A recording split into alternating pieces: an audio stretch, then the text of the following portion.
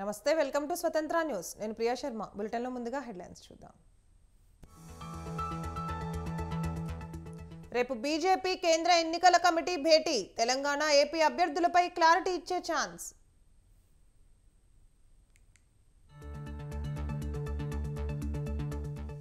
ఏపీలో ఎన్డీఏ కూటమికి జేపీ మద్దతు. హర్షం వ్యక్తం చేసిన లోకేష్, చంద్రబాబు.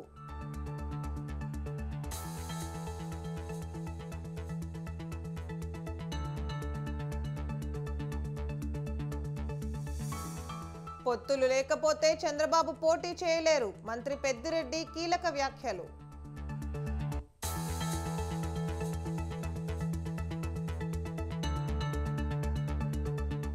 తనను అక్రమంగా అరెస్ట్ చేశారు అంటూ కవిత పిటిషన్ స్వీకరించిన సుప్రీంకోర్టు. రేపు విచారణ.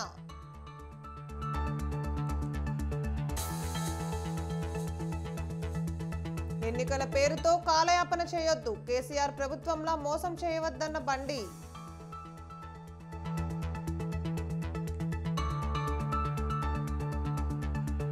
ఎన్నికల వేళ ఉచిత హామీలు విచారణకు అంగీకరించిన సుప్రీంకోర్టు.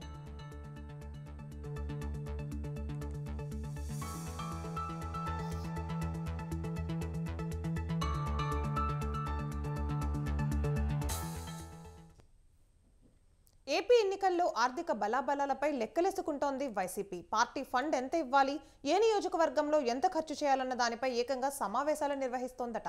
మీ వాటా ఎంత, మేము ఎంత ఇవ్వాలి అన్న దానిపై చర్చలు నడపడంతో వైసీపీ ఎన్నికల ఖర్చు ఏకంగా 1000 కోట్లు మాటే అన్న టాక్తో ఏపీ రాజకీయాల్లో హాట్ టాపిక్ గా మారింది.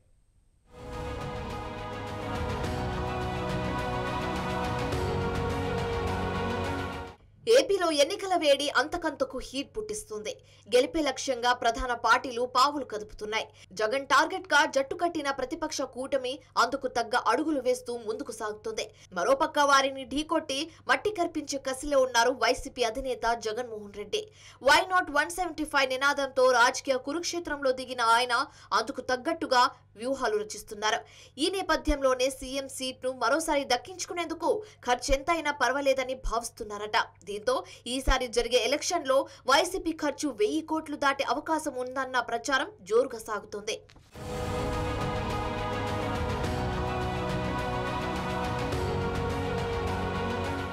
ఏపీలో మే 13న సార్వత్రిక ఎన్నికలతో పాటు అసెంబ్లీ ఎన్నికలు కూడా జరగనున్నాయి. 175 అసెంబ్లీ, 25 పార్లమెంట్ స్థానాలకు ఒకేసారి ఎలక్షన్స్ నిర్వహించనున్నారు. దీంతో గెలిపే లక్ష్యంగా దూకుడు పెంచిన ప్రధాన పార్టీలన్నీ ప్రచారాన్ని విస్తృతం చేశాయి. ఓటర్లను తమ వైపు తిప్పుకునే ఎత్తుగడలో భాగంగా మద్యం, నగదు పంపిణీ భారీగా ఉండే అవకాశం ఉన్నట్టుగా తెలుస్తోంది.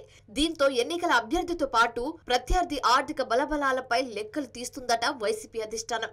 ఎన్నికల్లో సొంతంగా ఎంత ఖర్చు చేసుకోగలరు, పార్టీ నుంచి ఎంత ఆశిస్తున్నారనేది ముఖ్య నేతలు అడిగి తెలుసుకుంటున్నారట. ఇందుకోసం ఉత్తరాంధ్రతో పాటు గోదావరి జిల్లాకు చెందిన అభ్యర్థులతో ప్రత్యేకంగా సమావేశాలు కూడా నిర్వహించినట్లుగా తెలుస్తుంది.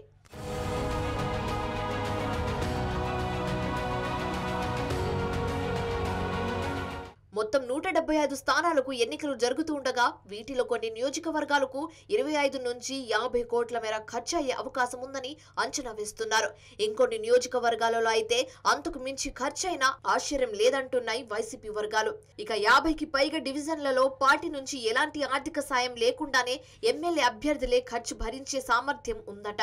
మిగిలిన కొన్ని నియోజకవర్గాలకు మాత్రం కొంత సాయం అందిస్తే సరిపోతుందన్న ఆలోచనలో ఉందట హైకమాండ్.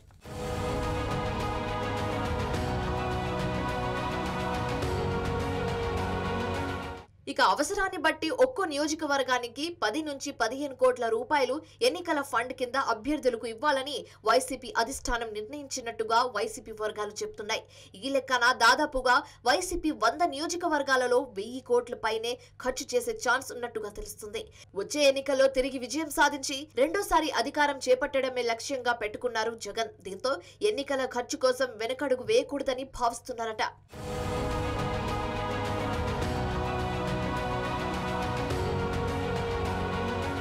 మరి జగన్ ఆశిస్తున్నట్టు ఎన్నికల్లో గెలిచి మరోసారి పాలన పగ్గాలు చేపడతారా, లేదంటే ప్రతిపక్ష కూటమి వేసే ఎత్తుగడలో చిక్కుకొని ఓటమి రుచి చెవి చూస్తారా అన్నది ఉత్కంఠగా రేపుతుంది. మరి ఆ విషయమేదో తేలాలంటే మే 13న ఎన్నికలు జరిగి ఆ తర్వాత జూన్ 4న వెలువరించే ఫలితాల వరకు వేచి చూడాల్సిందే.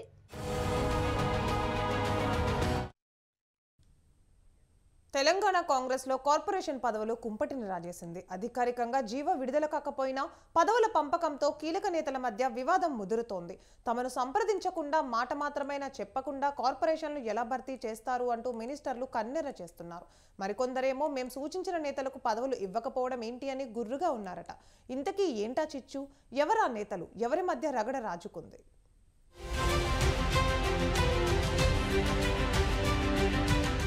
పార్లమెంట్ ఎన్నికల వేళ అసెంబ్లీలో సీటు దక్కని నేతలకు కీలక పదవులు ఇచ్చి బుజ్జగించే ప్రయత్నం చేసింది హైకమాండ్. ఇందులో భాగంగానే కార్పొరేషన్ పోస్టులను ఇవ్వాలని నిర్ణయించింది.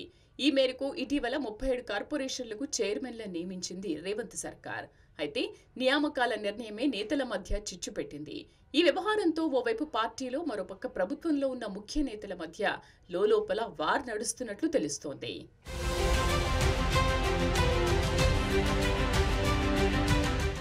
నామినేటెడ్ పోస్టుల భర్తీల్లో మంత్రి పొన్నం ప్రభాకర్ గుర్రుగా ఉన్నట్లు రాజకీయ వర్గాల్లో ప్రచారం జరుగుతోంది. ఉమ్మడి కరీంనగర్ విషయంలో తాను సూచించిన వ్యక్తులకు పదవులు ఇవ్వలేదని మంత్రి అసంతృప్తితో ఉన్నట్లు సమాచారం. కేవలం మంత్రి శ్రీధర్ బాబు మనుషులకే పోస్టులు దక్కాయని, తాను సూచించిన వారికి ఇవ్వలేదని పొన్నం తీవ్ర మనస్తాపం చెందారని జిల్లా కాంగ్రెస్ వర్గాలు అంటున్నాయి. Karimnagar urban development authority Sudan chairman గా కోమటిరెడ్డి నరేందర్ రెడ్డి నియామకంతో ఆగ్రహంగా ఉన్నారని సమాచారం. కరీంనగర్ లోక్సభ ఇన్ఛార్జిగా ఉన్న తనను సంప్రదించకుండా భర్తీ చేయడం ఏంటని నిలదీసిన మంత్రి పొన్నం పార్టీ ఇన్ఛార్జ్ దీపాదాస్ మున్షికి ఫోన్ చేసి నామినేటెడ్ పోస్టుల భర్తీ ప్రక్రియ సరైంది కాదని ఫిర్యాదు చేసినట్లు తెలుస్తోంది. అంతేకాకుండా సీఎం రేవంత్ రెడ్డి సలహాదారు వేం నరేందర్ రెడ్డికి సైతం ఫోన్ చేసి అసంతృప్తి వ్యక్తం చేశారని గుసగుసలు వినిపిస్తున్నాయి. అలాగే ఉమ్మడి కరీంనగర్ జిల్లాకు చెందిన నేరెళ్ల శారద, ప్రకాష్ రెడ్డి, జనక్ ప్రసాద్ ఇలా అందరూ శ్రీధర్ బాబు వర్గానికి చెందిన వారికే పదవులు దక్కడంపై పొన్నం గుర్రుగా ఉన్నట్లు తెలుస్తోంది.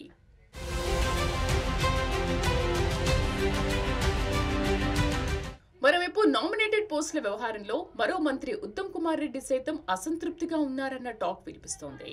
తన శాఖ పరిధిలో భర్తీ చేసే నామినేటెడ్ పోస్టుల విషయం కూడా తనకు తెలియడం లేదని ఆవేదన వ్యక్తం చేస్తున్నారు. ఇరిగేషన్ శాఖలోని ఐడీసీ కార్పొరేషన్ చైర్మన్ గా కొల్లాపూర్కు చెందిన జగదీశ్వరరావు నియామకం విషయంలో ఆయన అసంతృప్తిగా ఉన్నట్లు తెలుస్తోంది.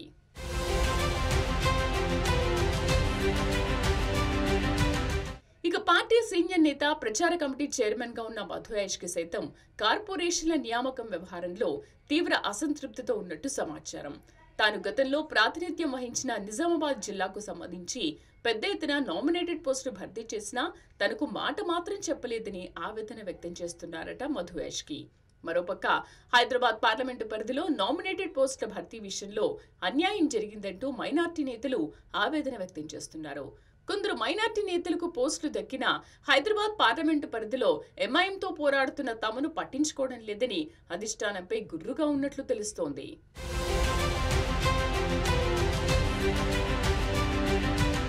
లోక్సభ ఎన్నికల్లో లాభం జరుగుతుందని నామినేటెడ్ పోస్టులను భర్తీ చేస్తే ఆ వ్యవహారం కాస్త నేతల మధ్య రగడకు కారణమైంది. అయితే ఇప్పటివరకు అధికారికంగా జీవో రాకపోయినా పార్లమెంట్ ఎన్నికల కోసమే జాబితా విడుదల చేశారన్న విమర్శలు వెల్లువెత్తుతున్నాయి. ఈ నేపథ్యంలోనే పదవులు వచ్చినా ఇప్పటికీ బాధ్యతలు చేపట్టలేదన్న టాక్ వినిపిస్తోంది. మరోపక్క పదవులు కేటాయింపుతో అసంతృప్తి వ్యవహారం మున్ముందు ఎటువైపుకు దారితీస్తుంది, నేతల మధ్య మరింత చిచ్చు రాజేస్తుందా అన్నది ప్రస్తుతం రాష్ట్ర రాజకీయాల్లో ఆసక్తిగా మారింది.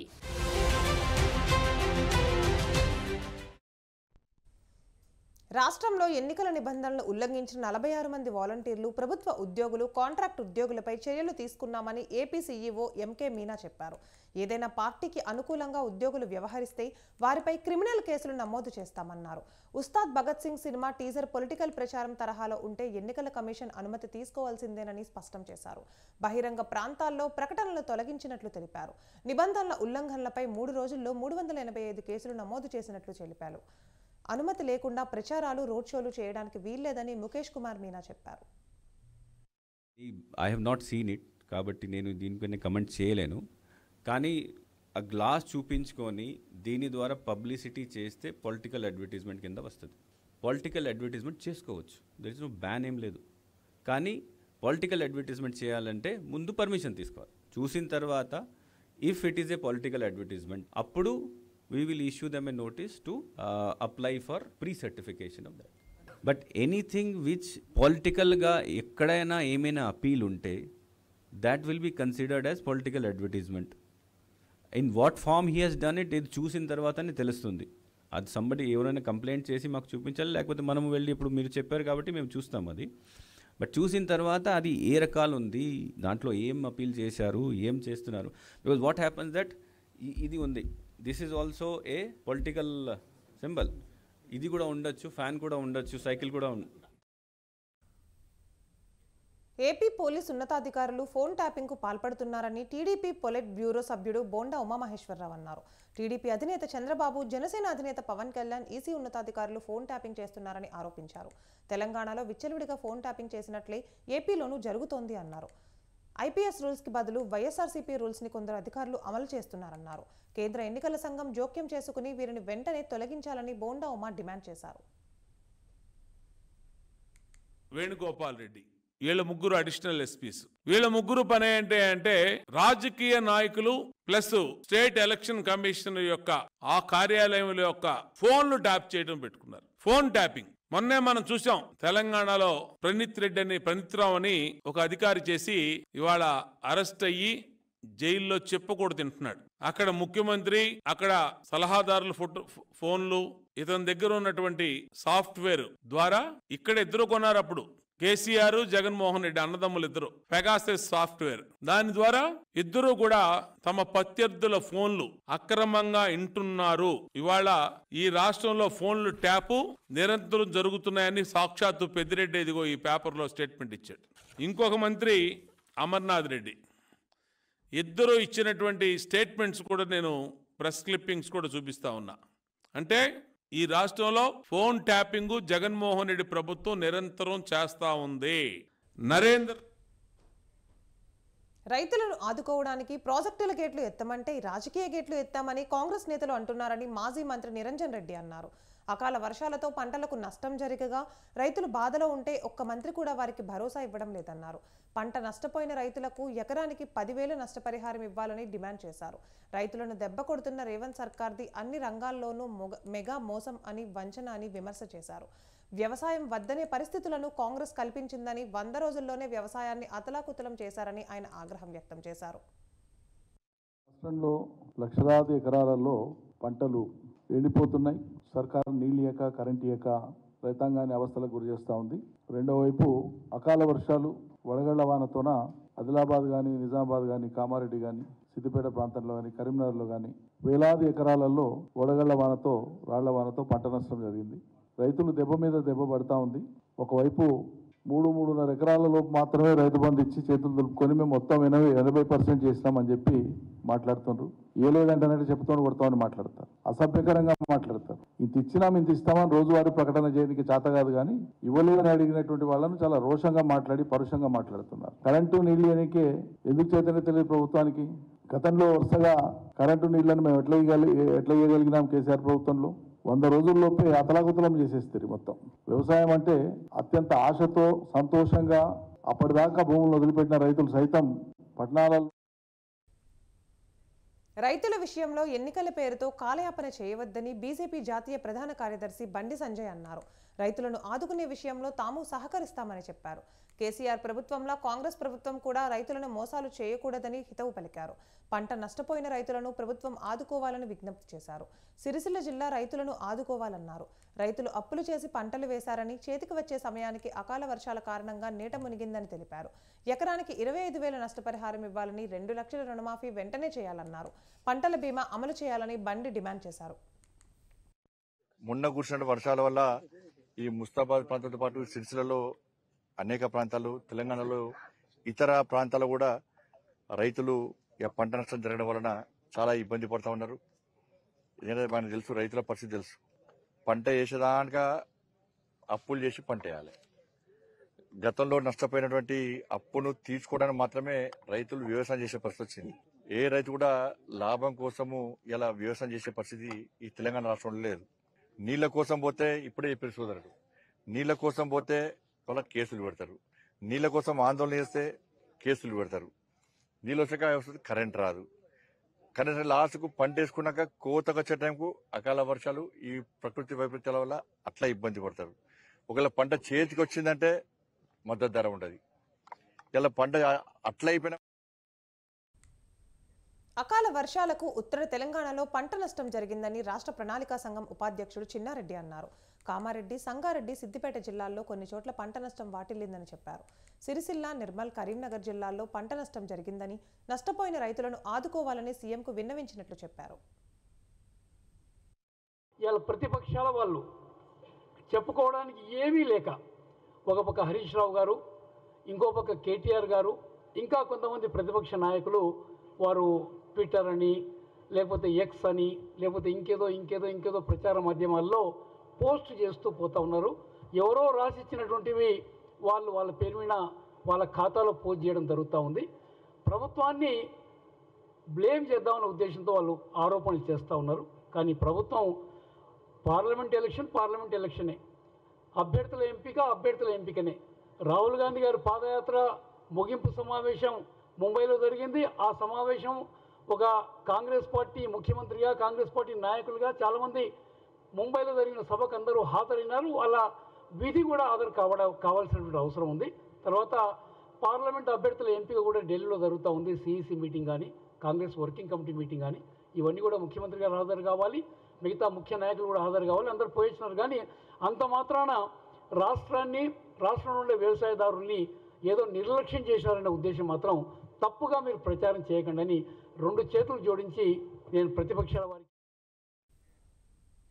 ప్రధాని మోదీ నేతృత్వంలోనే భారత్ శక్తివంతంగా రూపుదిద్దుకుందని, ఆయన మూడోసారి ప్రధాని కావడం ఖాయమని అన్నారు కేంద్ర మంత్రి అర్జున్ ముండా.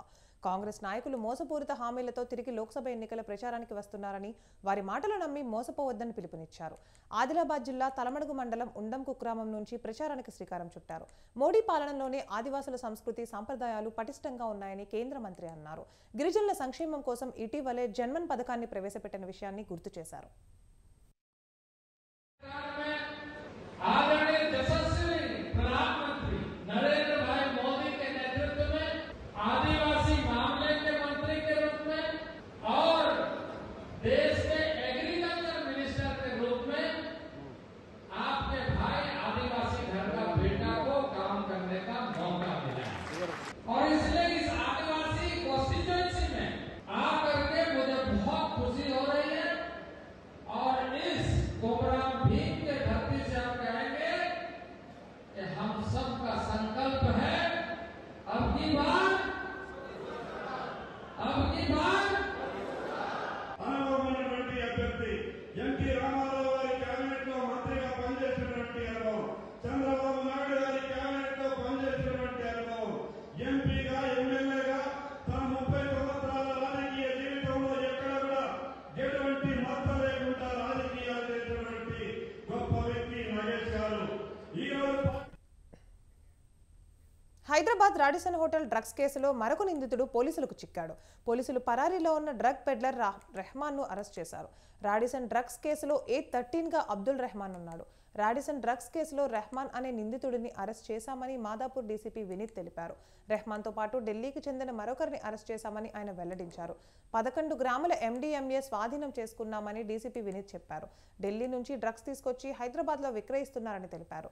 గోవా, బెంగళూరు వంటి మెట్రో నగరాల్లో కూడా డ్రగ్స్ అమ్ముతున్నారని చెప్పారు.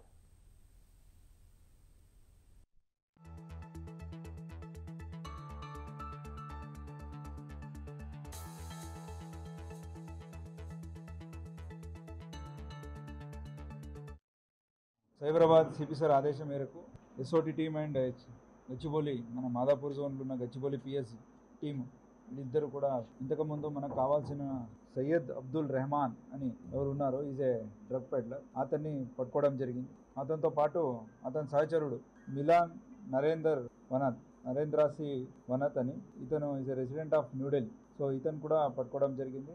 వీళ్ళ ఆధ్వర్యంలో మనం 11 grams of MD, mobile phones 7 and 1 jaguar car దీన్ని స్వాధీనం తీసుకున్నాం. అండ్ వీళ్ళ మీదే ఈ సయ్యద్ అబ్దుల్ రెహమాన్ అని ఎవరున్నారు అతని మీదే ఇప్పటి వరకు 6 కేసెస్ ఉన్నాయి. సో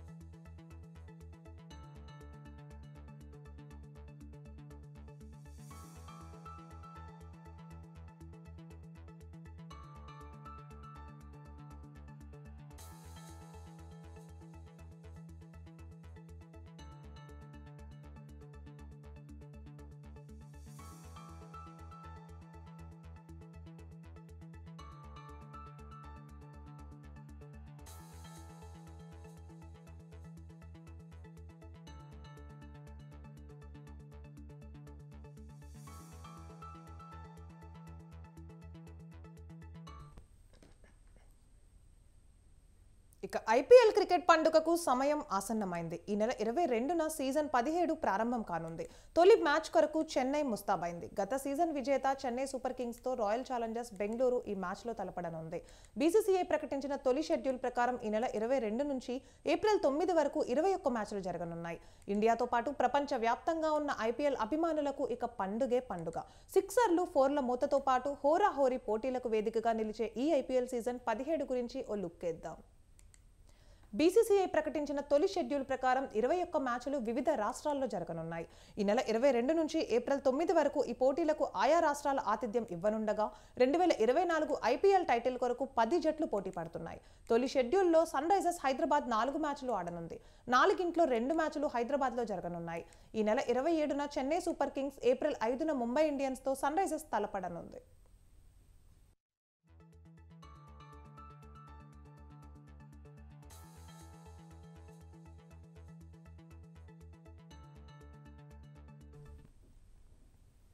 అటు శుక్రవారం ప్రారంభం కానున్న తొలి మ్యాచ్ పోటీకై Chennai Super Kings, Royal Challengers Bengaluru ఇరు జట్లు ఇప్పటికే ప్రాక్టీస్ ను ముమ్మరం చేశాయి. చెన్నై చిదంబరం స్టేడియం వేదికగా ఈ మ్యాచ్ జరగనుంది.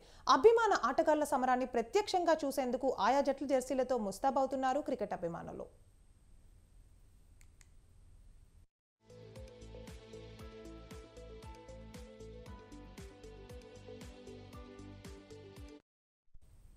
ఇక ఈ ఏడాది T20 వరల్డ్ కప్ ఉండడంతో ఇందులో ప్రతిభ చాటిన ఆటగాళ్లకు వరల్డ్ కప్ లో ఆడే ఛాన్స్ దక్కనుంది. అటు కోట్లు వెచ్చించి వేలంలో కొనుగోలు చేసిన ప్లేయర్లపై అభిమానుల్లో భారీ అంచనాలు ఉన్నాయి.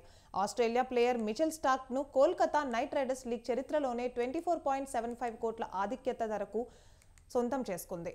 ఆస్ట్రేలియా సారథి కమిన్స్ కు 20.50 కోట్లకు SRH సొంతం చేసుకుంది. జట్టుకు కెప్టెన్ గా ప్రకటించింది.